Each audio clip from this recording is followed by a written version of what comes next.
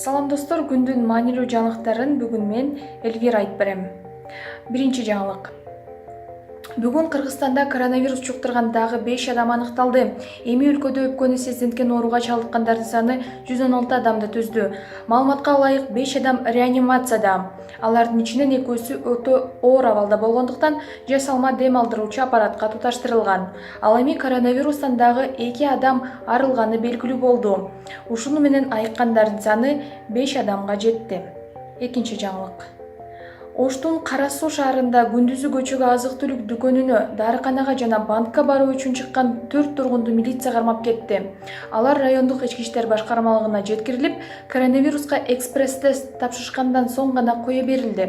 Кара Суу району боюнча коменданттын маалымат борборунан жарандар өзгөчө абалдын тартибин бузуп, эскертүү берилгенине карабастан сейил бакты көздөй бара жатышкан деп билдиришти.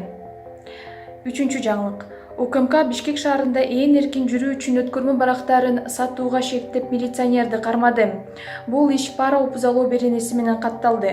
Массалык маалымат каражаттары милиционер өткөрмө баракча сатып берүүгө $200 талап кылганын кабарлашты. Ушул жана башка жаңылыктар тууралуу кененирээк окууну кааласаңыз, анда биздин сайтыбызга баш багыңыз.